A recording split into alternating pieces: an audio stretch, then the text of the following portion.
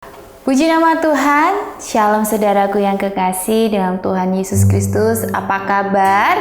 Kita boleh berjumpa kembali di bulan Juni, di mana kita memasuki awal bulan yang baru, di mana kita sudah mengakhiri di bulan Mei. Kita percaya bahwa hari demi hari, waktu demi waktu, kita boleh disertai bersama Tuhan.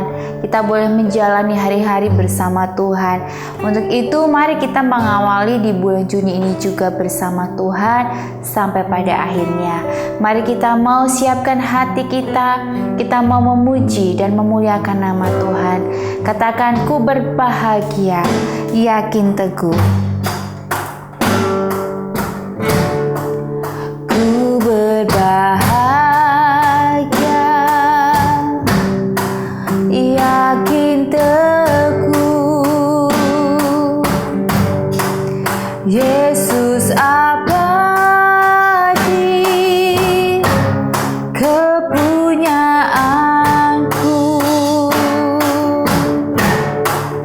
Aku warisnya, ku ditebus, ciptaan baru. Roh Kudus, aku bernyanyi, aku bernyanyi, bahagia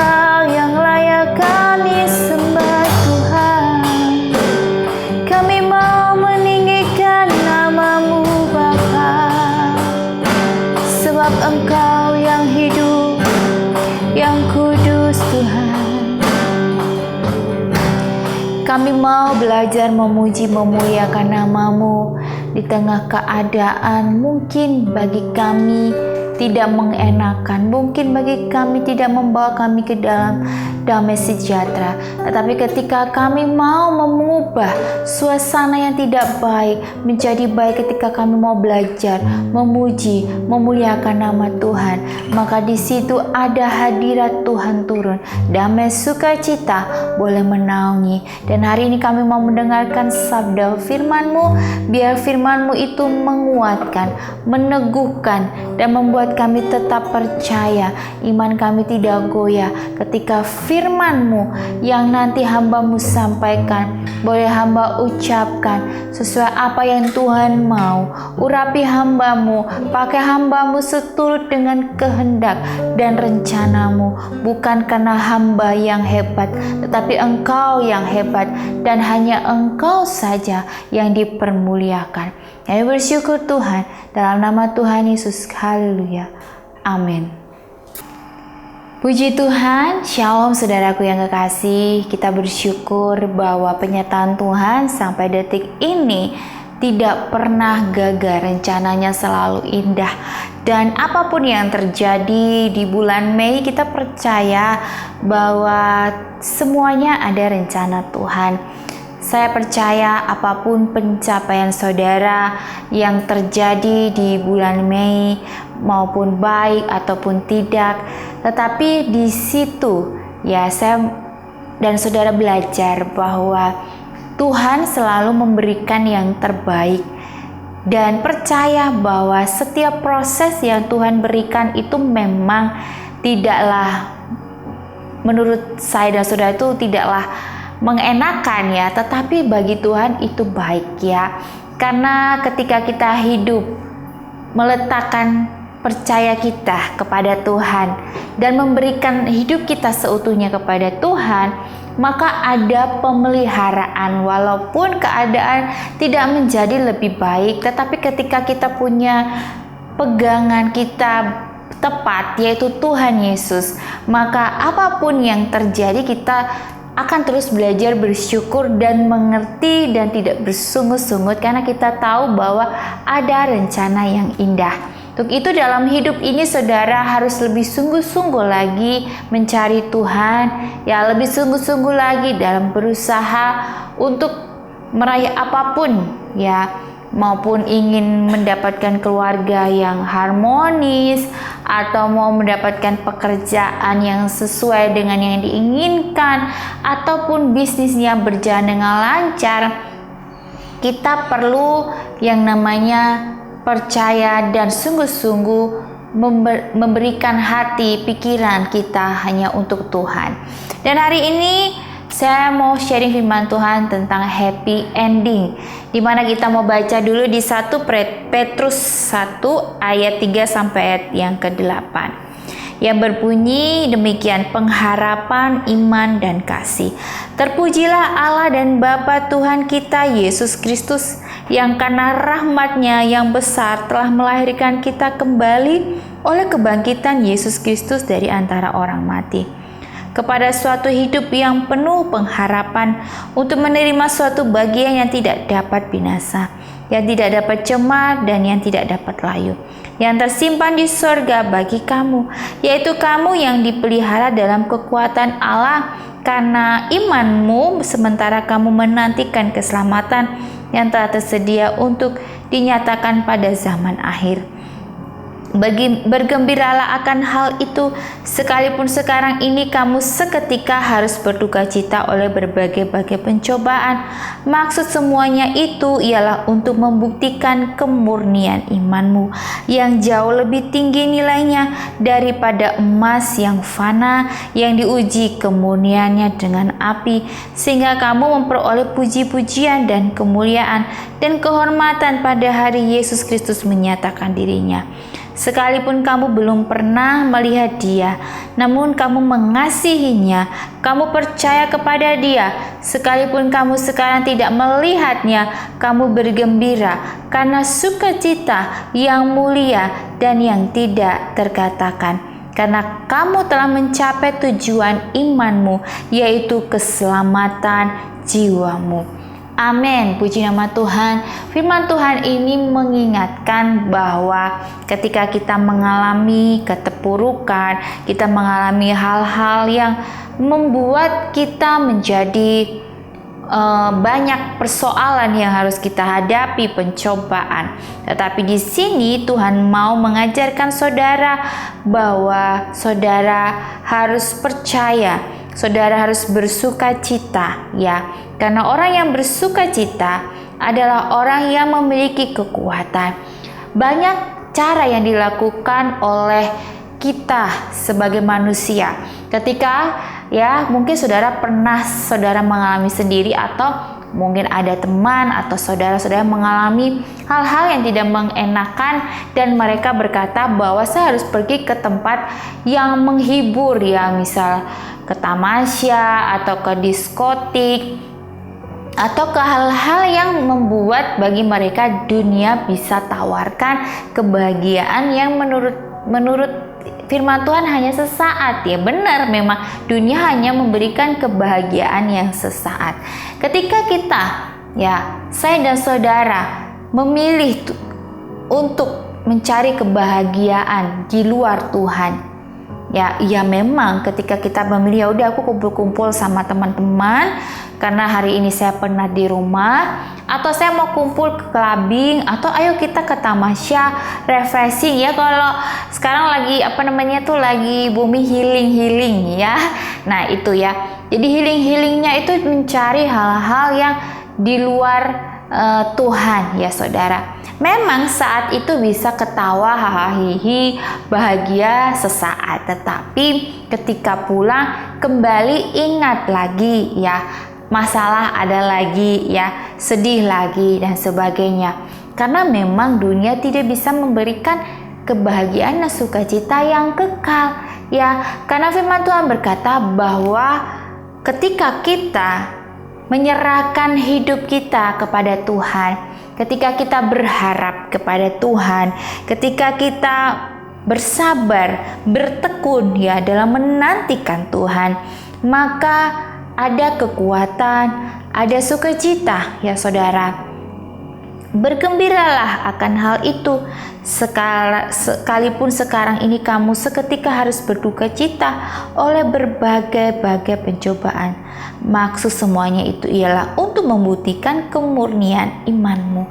Jadi saudara, ketika harus menghadapi hal-hal yang tidak mengenakan, jangan mudah berkata dalam mulut kita, memang aku ditakdirkan seperti ini, mengalami nasib yang tidak baik, maka akan selamanya saudara akan terbawa dengan nasib yang tidak baik. Untuk itu jangan pernah berkata bahwa kesialan, ke hal-hal yang tidak baik itu datang kepada saya karena memang saya sudah sepantasnya. Tetapi mari buanglah masa lalu kita, tetapi jadikanlah masa lalu itu menjadi sebuah pelajaran dalam hidup, supaya saudara lebih berhati-hati dalam menjalani hidup, dalam bekerja, dalam menjalin hubungan, dalam mencari pasangan hidup atau mungkin anak-anak muda yang sedang bergumul dalam mencari pasangan hidup saudara, anak-anakku yang masih muda, kalau masih remaja, sekolahlah dengan baik dan benar karena saya juga pernah muda saudara. Karena anak-anak muda itu sebenarnya masa mudanya itu masih panjang. Bukan berarti saudara seenaknya dalam menjalani hidup tidak sesuai aturan firman Tuhan. Karena anak-anak muda, anak-anak remaja, kalau kalian hidup dari sekarang saja sudah jauh dari kebenaran firman Tuhan, saya pastikan bahwa masa depan saudara itu tidak akan indah Untuk itu ayo sungguh-sungguh dalam mencari Tuhan. Jangan sungguh-sungguh cari pacar Karena kita nggak pernah tahu Mungkin pacaran yang kita lihat itu baik, mulus ya. Ya, saya juga pernah pacaran dan saya juga tahu bagaimana rasanya pacaran. Ketika pacaran ingin sekali cepat-cepat menikah. Tetapi ketika menikah dan diperhadapkan dengan satu hal yang membuat selama ini kita tidak tahu pasangan kita seperti apa, akhirnya kita ya tahu dan mungkin pernah kecewa ya. Kayaknya dia pacaran baik-baik saja, ngikutin apa yang saya mau, tetapi ketika menikah itu sudah beda ya. Untuk itu kalau saudara mau cari pasangan hidup ya, dicek dulu pacarannya ini, pasangan kita ini udah hidup takut Tuhan belum? Ya, orang di hidup takut Tuhan aja pasti akan ada melencengnya, pasti ada kekurangan lah ya, namanya manusia itu punya kelebihan dan kekurangan. Apalagi nih saudara asa-asa pilih pasangan karena keburu sudah umur, keburu udah nggak laku gitu, mikirnya seperti itu ya, tidak mengerti rencana Tuhan, tidak sabar ya, akhirnya asa-asa pilih pasangan, endingnya apa? Ya, nggak cocok gitu ya. Padahal memang kita diciptakan memang tidak boleh cocok. Kalau cocok malah jadi breng, ya malah jadi bertengkar terus. Dan ya kalau kita sama semuanya satu suka marah ya bakalan nggak cocok ya. Tetapi kalau kita mencari pasangan hidup yang seimbang ya, berarti saling melengkapi ya. Jadi jangan cari pasangan hidup karena keburu tua, karena yang lain sudah menikah saya belum ya.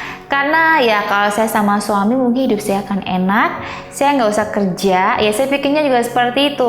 Sudahlah saya menikah mungkin terus saya nggak usah kerja, saya terima gaji dari suami ya.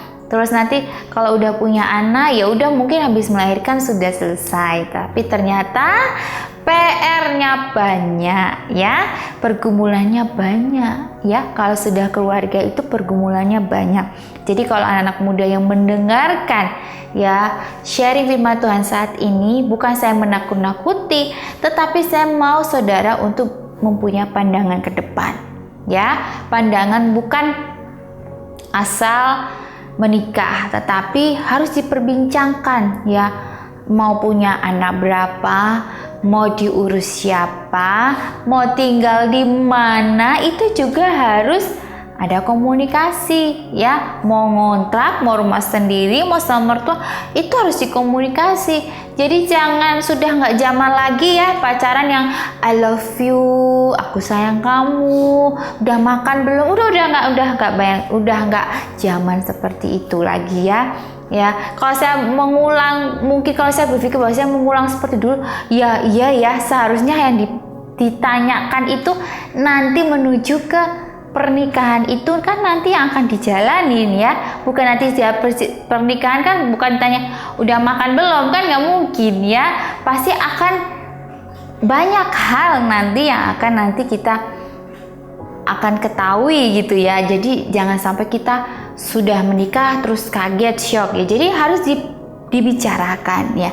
Mengurus anak pun juga harus dibicarakan ya, jangan sampai orang tua mendidik anak tidak sepaham, istri sama suami tidak sepaham ya mendidik anak ya. Mendidik anak pun juga harus sepaham, harus ada komunikasi. Masalah keluarga itu sebenarnya ada dua, yaitu kurang komunikasi ya, dan yang kedua adalah waktu ya, karena memang sudah kerja jadi waktunya lebih dipersempit ya. Kalau pacaran kan tuh disempet-sempetin ya, ketemu atau nonton bareng gitu. Tapi kalau sudah menikah udah nggak disempetin karena bikinnya udah kan dari satu rumah gitu ya. Padahal sebenarnya waktu dan komunikasi setiap hari itu penting supaya tidak terjadi miskomunikasi. Karena masalah rumah tangga hal sepele aja bisa jadi besar. Karena apa sih sebenarnya? Sebenarnya karena komunikasi dan waktu. Ya, coba kalian yang sudah menikah pasti berpikir iya ya, hal-hal yang kecil yang seharusnya tidak dipeributkan, tetapi karena kita mengabaikan maka itu menjadi masalah yang besar. Untuk itu, mari saudara dan saya belajar bahwa hidup itu mengajarkan kita bahwa harus banyak memperbaiki, menjadi lebih baik ya. Dan yang pasti jangan mudah menyerah dengan keadaan, karena apapun itu bisa diperjuangkan, bisa diperbaiki ya. Bagaimana kalau suami istri sudah tidak sepaham dan akhirnya memilih berpisah? Berpikir kembali perjuangan saudara ketika masuk ke rumah tangga ya, dimana saudara mengucap janji suci, janji nikah, perjuangan mau menikah. Itu kan hal-hal yang tidak mudah ya untuk dilewati. Tetapi ketika momen-momen dimana saudara dan saya sudah masuk dalam pernikahan ya, perjuangkan, sama-sama berjuang, sama-sama berubah untuk memperbaiki. Dan percaya bahwa setiap masalah itu pasti ada jalan keluar, pasti ada pertolongan dari Tuhan ya. Saling mendoakan ya, karena doa itu dapat mengubah segala hal yang tidak baik menjadi baik. Bahkan ketika mungkin pasangan kita tidak sesuai dengan apa yang kita inginkan, kita bisa berbicara dengan baik dan kita bisa melakukannya dengan baik. Karena ketika kita menginginkan sesuatu hal yang baik, itu harus dari diri kita. Jangan menuntut, tetapi kitanya yang harus merubah diri kita sendiri. Untuk itu mari kita berdoa dan kita minta kepada Tuhan, berserah bahwa kita mau menjalani hidup ini dengan happy ending, dengan kebahagiaan dan sukacita dari Tuhan. Jangan lari kepada hal dunia yang memberikan kebahagiaannya sesaat, tetapi larilah kepada Tuhan yang memberikan kebahagiaan itu kekal dan sukacitanya itu tetap terus ada sampai selama-lamanya. Jadi apapun itu yang terjadi, kita mau katakan bahwa semua yang Tuhan kasih itu baik, ada rencana yang indah, dan kita akan berakhir dengan happy ending. Mari kita mau berdoa. Terima kasih Tuhan, kami bersyukur bahwa saat ini kami belajar untuk menjadi pribadi yang mengenal Engkau, bukan sekedar mengenal tetapi mengerti rencanamu, mengerti bahwa segala sesuatu yang terjadi dalam kehidupan kami percaya bahwa ada rencana yang indah. Kami mau mencari Engkau dengan sungguh-sungguh sehingga sukacita, damai sejahtera itu boleh kami terima dan boleh menguatkan kami untuk terus menyerahkan hidup kami ke dalam tangan Tuhan. Biar kehendak-Mu saja yang jadi, bukan kehendak kami, tetapi rancangan-Mu yang terbaik. Berikan kami hati yang ikhlas, hati yang sungguh-sungguh, hati yang clear dengan Tuhan, supaya tidak ada sampah-sampah dalam hati kami, yaitu sampah-sampah iri, dengki, kebencian, bahkan membiarkan hati kami mempenjarakan diri kami dengan hal-hal yang negatif. Tetapi kami mau memberikan hati kami untuk memuliakan nama Tuhan dan nama-Mu saja dipermuliakan. Kami bersyukur dan nanti kami mau beraktivitas. Pakai kami supaya kami menjalani aktivitas kami bersama Tuhan. Engkau berkati kami apa yang kami kerjakan, lakukan. Nama Tuhan saja dipermuliakan. Kami bersyukur Bapa, dalam nama Tuhan Yesus. Haleluya. Amin. Puji nama Tuhan. Shalom.